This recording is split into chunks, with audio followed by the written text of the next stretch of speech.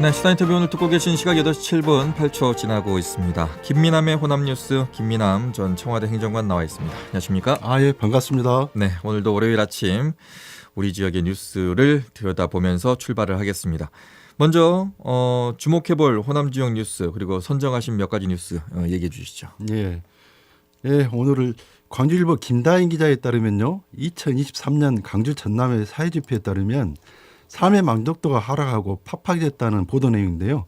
오늘의 주요 뉴스가 되겠습니다. 오늘도 소개할 뉴스를 총 6개를 선정했는데요. 조금 전 2023년 광주 전남의 사회지표 공개 내용입니다. 또 지역 중소기업이 인력난과 과당 경쟁으로 올해도 어렵다는 보도 내용이 있고요. 광주 지역 아파트 분양가가 3년 새에 30% 이상 올랐다는 내용이 있는데요. 네. 또 광주를 찾은 한동훈 비대위원장을 경찰 수백 명이 과잉 경호를 했다는 논란도 있습니다.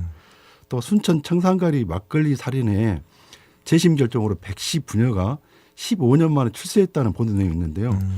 마지막으로 전북 지역에서는 약국에서 감기약과 기침약도 구하기 어렵다는 내용이 있는데요. 오늘도 역시 서민 생활과 직결되는 지역 경제 문제하고요. 또 무엇보다 중요한 주민 건강에 관련된 뉴스 6가지를 선정해 봤습니다. 예. 자, 그중에서 먼저 광주로 김다인 기자 기사인데 타이틀은 일자리, 물가, 교통, 삶의 만족도 하락 이렇게 뽑았습니다. 예, 그렇습니다. 광주일보 김다인 기자에 따르면 광주 전남 지역민의 삶이 팍팍해졌던 것으로 나타났는데요. 코로나 터널을 벗어났지만 가계 소득은 줄고 자영업자 폐업은 속출하면서 일자리를 구하기 하늘의 별 따기였다는 보도 내용입니다. 네. 3일 광주시와 전남도가 공개한 2023년 광주 전남 사회지표에 따르면요. 광주 시민들의 삶에 대한 만족감은 6.28점으로 전년 조사 때보다 0.07점 떨어졌는데요. 광주 시민들의 소득 만족도는 19.9%에 그쳤는데요. 40.3%는 생계 유지에 어려움을 경험하고 있다고 응답했습니다. 40.3%. 예, 상당히 수치가 생각보다 높은데요. 네. 그래서 한 달 평균 가구 소득이 200만 원 미만인 가구는 2% 늘어났는데요. 네. 200만 원에서 400만 원 사이 월 평균 소득 가구는 3.4% 줄었습니다. 반면 월 평균 600만 원 이상을 버는 가구는 2.1% 증가했는데요. 그래서 소득 양극화를 반영했습니다. 광주 지역 자영업자들은 소득 감소로 폐업을 고민하거나 가게 문을 닫고 있는데요. 네. 광주시 북구 대촌동에서 한식집을 운영하던 A씨는 지난해 2월 폐업을 했는데요. A씨는 최저임금 상승으로 인건비가 오르고 임대료도 올라 도저히 가게를 유지할 수 없었다고 합니다. 인건비는 오르고 임대료도 오르고 예, 하지만 경기가 나빠지다 보니까 지갑은 얇아진 서민들은 예. 지갑을 열지 않고 예, 그렇습니다. 뭐 광주만의 문제는 아닌 것 같아 보이지만 특히나 이제 광주의 소상공인들이 특별하게 이렇게 어려움을 겪는 이유가 있습니까? 예, 그렇습니다. 살펴보니까 광주는 이미 소상공인 도시이기 때문인데요. 광주의 중소기업 기본 통계를 보니까요.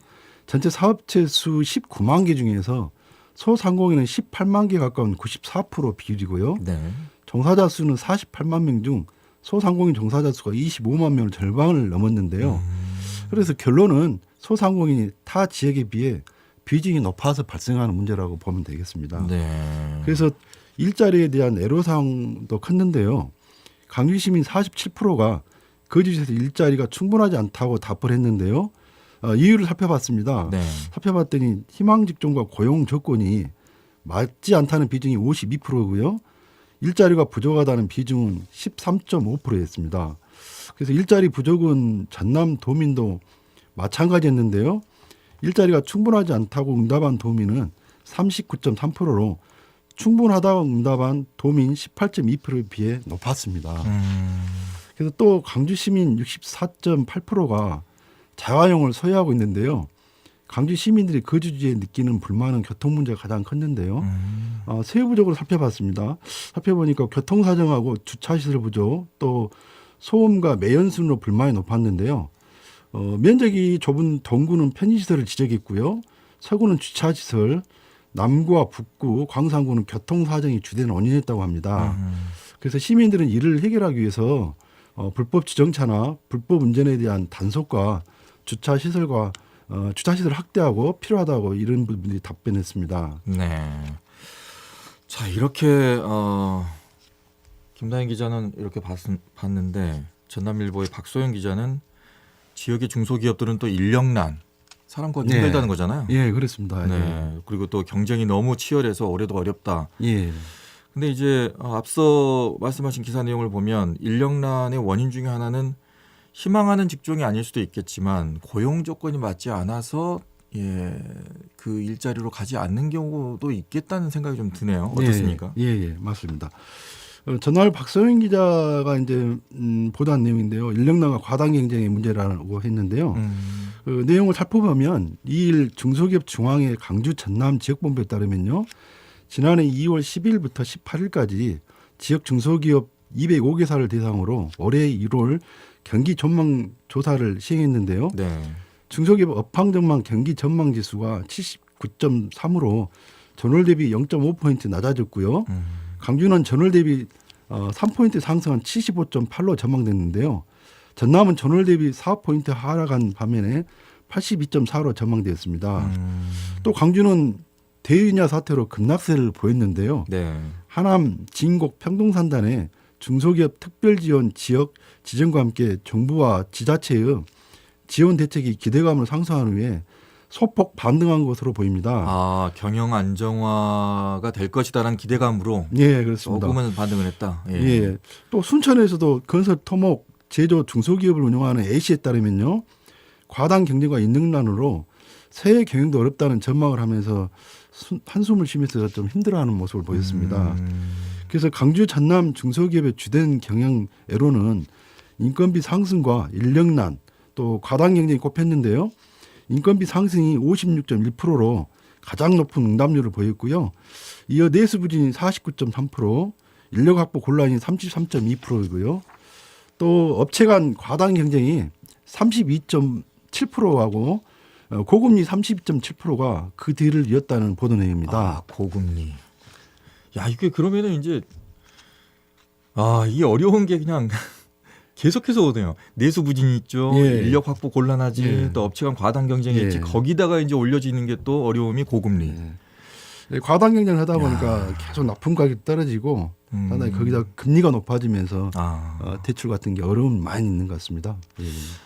새해 희망 섞인 얘기를 해야 되는데 1월 지금 중소기업 205개사 대상으로 한 이 경기 전망 지수 조사는 그렇게 밝아 보이지는 않는 것 같네요. 예. 하지만 이제 이런 원인이 있으니까 이 원인을 어떻게 하면 조금 더 해결을 하기 위해서 대책을 세울까 이 정도는 이제부터라도 물론 하고 계시겠지만 계획을 좀 세우셔야 되지 않을까라는 생각이 듭니다.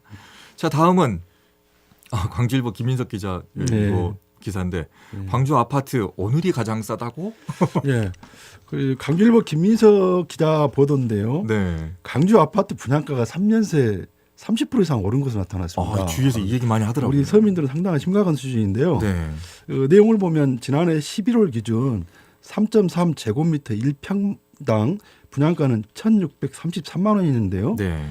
올해부터 층간소음 검사가 강화되어 있고요. 맞아요. 또 에너지 효율이 높은 아파트를 제외하는 까닭에 자재비가 오를 수밖에 없었고요. 여기에 인건비와 원자재 값도 오르면서 분양가가 더 비싸질 거라는 분석이 있습니다. 층간소음 이거 기준 맞추려면은 거기에 계속해서 재료를 더 넣을 수밖에 그러죠. 없는 거니까. 자재라든가 이런 것이 들어가다 보니까 공사비가 늘어나는 거죠. 네.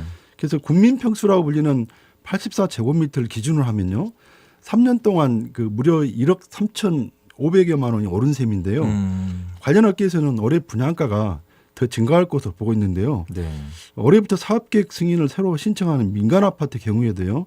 제로 에너지 5등급 건축물로 지하고요. 지난해 말 국토교통부가 층간소음 검사 강화 기준을 발표한 것도 분양가 상승을 자극하는 요인으로 보고 있습니다. 또 여기에 공사비 자체도 증가세인데요. 조금 전에 말씀드렸지만 원자재 가격과 임금 상승으로 같은 공사를 진행하더라도 비용이 30% 이상 증가했다고 하는데요. 그래서 분양업계 관계자는 올해 최저 시급도 인상됐고 인건비 상승률도 작용했고 시멘트와 레미콘 등 원자재까지 모두 올라서 분양가는 앞으로 더욱 오를 수밖에 없다고 합니다. 그래서 특히 중앙공원 119의 경우가 있는데요. 착공이 늦어졌고요. 또 건축비가 최초보다 2배 가까이 뛰었습니다. 그래서 올해 입지가 좋은 민간 아파트 평당 분양가는 2천만 원을 쉽게 넘어설 것이라고 이야. 예측하고 있습니다. 2천만 원이 네. 넘어간다고요? 네. 예. 일단 이렇게 지어지면 이 수요를 뒷받침해줄 이제 수요자가 나와야 되는데 그분들 대부분이 본인이 가지고 있는 집을 처분하고 옮기는 사람 네. 대부분 아니겠습니까? 예. 근데 지금 가지고 있는 본인 집이 거래가 잘 안 되는 경우가 네. 많다 예. 이런 말을 하더라고요. 예. 그래서 이것도 걱정이다라는 생각이 좀 들더라고요. 이 사람들이 계속해서 그걸 네. 이제 사가지고 이제 이동을 하는 건데. 팔면서 가야 되는데 자기 집이 또 안 팔리면 그때 상당히 난처한 입장에 처할 수가 있고 네. 예. 또 집이 안 나가면 계속 금리는 올라가는데 대출 이자 때문에 또 감당하기 좀 어려운 상황이 좀 있습니다. 계속 오른다는 얘기밖에 없네요. 예. 자, 다음 얘기 가보도록 하겠습니다. 이번엔 이제 정치권인데, 예, 지난주에 한동훈 국민의힘 비대위원장이 광주를 방문을 했습니다. 근데 왔는데 얘기가 나왔어요. 과잉 경호 아니냐? 예. 전남매일의 김준환, 이수민 기자도 이 기사를 썼지만 많은 분들이 너무 과잉보다 네. 경호다 이런 얘기를 했습니다. 예. 예. 한동훈 국민의힘 비상대책위원장이 4일 취임을 했습니다. 네. 취임 후에 강주를 처음 방문했는데요. 네. 경호에 투입된 인력만 수백여 명에 달하면서 강행 경호 논란이 생겼는데요. 예. 최근 이재명 더불어민주당 대표 피습 사건을 계기로 경호가 과거된 이유입니다. 근데 시민들은 너무 과하다면서 화학 경호라는 싸늘한 반응을 보였다는 내용인데요. 네. 이날 오전에도 국립 5.18 민주묘지 앞에서 강주경찰청 사학에 소속 중대 280여 명하고요. 북부경찰서 30여 명이 한동훈 위원장이 방문 1시간 전부터 동선에 배치됐는데요. 한 위원장이 참배를 하는 도중에도 근접, 접근은 모두 통제됐고요. 유튜버들과 지지자들이 한꺼번에 몰리면서 경찰 당직자들과 충돌하게 됐습니다. 이날 한 위원장의 경호를 위해 5.18 매역과 강주 성동역 학생 독립운동 기념탑에는 강주 경찰청 소속 네. 4개 중대 총 430여 명 경찰 투입됐는데요. 이에 대해 국민의힘에서는 이렇게 말하고 있습니다. 경찰의 자체적인 판단에 따른 것이고요. 당 차원에서도 경호 강화를 요청하진 않았다는 입장을 보이고 있습니다. 경찰의 자체 판단이었다. 예. 제가 인상적인 사진 하나 봤는데 예. 송정역 에스컬레이터였더라고요. 그러죠. 예. 예. 근데 이게 경호의 한 방법인지는 모르겠지만 내려오는 거에서 경찰 인력과 당 그 관계자들이 다 에워쌌더라고요. 네. 한 위원장을. 예. 근데 반대쪽 올라가는 에스컬레이터도 누가 봐도 경찰 인력이었어요. 예. 그 라인에 전부 다 경찰 인력이 다 그냥 서 있더라고요. 에스컬레이터 타고 있는 그 한 장면에 모두가 다 경호 인력이었고 네. 빨간 마스크를 썼던 자체 또 당원들 같은데요 있었고 네. 이 사진 한 장이 전국적으로 포털러스로 여러 가지 떠가지고 핫한 뉴스가 됐었습니다. 예. 그러면은 그렇게 경호를 해버리면 일반 시민들은 거기를 못 이용했다는 거잖아요, 지금. 자, 그 정도로 한동훈 위원장은 시도당 신년 행사를 포함해서 광폭 행보를 하고 있네요. 예, 네. 그렇습니다. 한동훈 위원장 방문은 특별히 강주와 전남을 원포인트로 한 것은 아닌데요. 네네. 그동안 여권이 서진 정책을 펼치고 있었고 또 지역 발전 전략에 대한 지원을 지속적으로 표명해 왔다는 점에서는 주목되고 있긴 한데요. 네. 또 민주당에서는 이렇게 말하고 있습니다. 총선을 앞두고 반짝 말하는 내용이고 또 실천력은 떨어질 거라는 비판하는 내용도 있는데요. 네. 어찌됐든 좀 주목해볼 만한 부분인 것 같습니다. 네.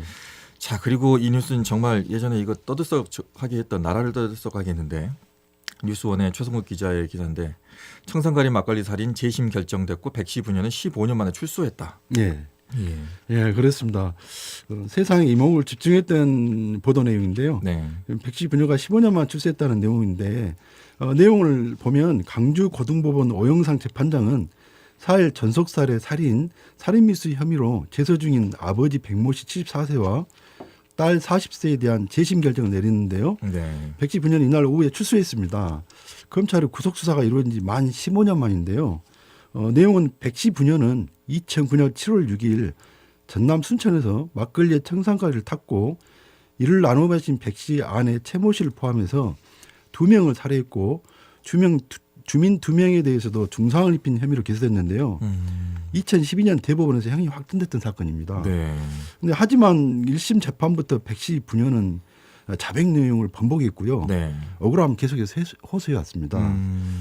또 백지 분녀의 변호를 맡은 재심 전문 박준영 변호사는 검찰이 이들 분녀를 상대로 진행한 조사 영상 등을 증거로 제출했는데요. 네.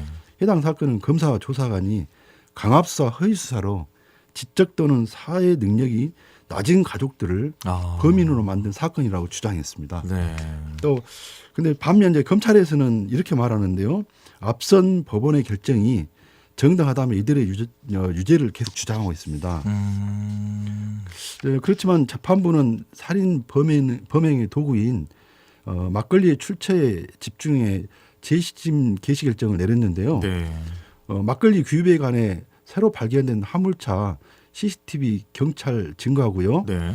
이와 유기적으로 연관된 피고인의 진술, 또 모순되는 검사의 피의자 신문 등을 종합해 평가하면 살인 등 부분은 정당성이 의심되는 수준을 넘어서 판결을 그대로 유지할 수 없다고 봄이 타당하다고 판시했습니다. 야, 이 부분은 저희가 전화 한번 드려봐야 되겠네요. 박준영 변호사에게. 예, 저희가 한번. 예. 재심 전문 변호사인데 네. 상당히 의지를 갖고 대하고 있고요. 네. 어떤 게 진실인지 모르겠지만 명확한 사실 유무나 진실 관계는 따져봐야 할 필요가 있고 판결을 지켜봐야 될 것 같습니다. 일단 재심까지 끌어낸 어떤 상황에 대해서 설명은 해줄 수 있을 것 같으니까 전화를 한번 드려봐야 되겠네요. 자, 마지막은 전북권 소식인데 우리 지역도 이렇습니까? 전북권에서는 약 없는 약국, 감기약, 기침약도 구하기 어렵다? 이 정도입니까? 예, 마지막 뉴스이긴 한데요. 전북 지역에서는 감기약과 기침약이 구하기 어렵다고 하는데 네. 전국적으로 물론 코로나와 감기, 독감이 유행한 거는 맞습니다. 네. 근데 아직 강주 전남에서는 약국에서 약이 부족하다는 언론 뉴스를 접하지 못하고 있는데요. 전북에서는 좀 더 심각한 부분인 것 같습니다. 내용은 호흡기 질환 환자가 급격히 늘어났는데요. 파장이 의약품 수급에까지 미치고 있고 약국마다 재고 소진을 위해서 우려해서 사재기에 나서면서 악순환이 더해지고 있다는 내용인데요. 네. 감기 치료제가 품귀 현상이 빠지면서요. 코로나19와 폐렴, 독감이 동시에 유행하고 있고요. 아, 이게 한꺼번에 오긴 했어요. 예, 이렇다 보니 그 약 없는 또 약국이 많다는 내용이 또 나오고 있는데요. 네. 서울원 약사에 따르면 약을 찾는 환자는 급증하고 있는데요. 의약품 공급 수요를 따라오지 못하면서 벌어진 일이라고 합니다. 아동과 청소년 중심으로 독감 환자 증가세가 가팔라서 어린이들이 주로 복용하는 시럽형 해일제와 감기약 수급은 더욱 악화되는 추세라고 합니다. 제 주위에도 독감 환자들이 여러 명 있었고, 또 아이들도 폐렴 증상이 있는 애들이 좀 있었거든요. 예, 그렇습니다. 그래서 이에 대해 약사들은 당장 일반 의약품 수급에 큰 영향이 우려되지는 않는데요. 코로나19 감염병 이후에 현실화된 수급 문제 해결을 위한 장기적 로드맵이 필요하다고 지적하고 있습니다. 또 이에 대해 정부에서는 이렇게 말하고 있는데요. 의약품 대응 민간 협의체를 운영하고 감기약 증산을 독려한다는 계획인데요. 하지만 독감 유행세가 가라앉지 않으면서 감기약 수급 불안은 당분간 지속될 전망이라고 보도하고 있습니다.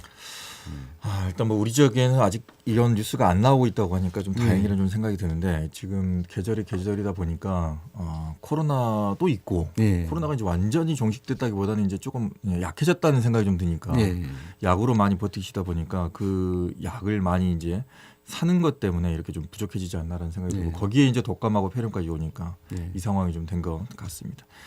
지금 한 7가지 뉴스를 정리를 해 오셨는데 약간 좀 오늘 특별한 뉴스를 좀 제가 좀 간단히 이야기할까요? 아니 좀 우울한 얘기만 하신 것 같아요. 좀 좋은 뉴스 없습니까? 글쎄요. 오늘 주요 뉴스는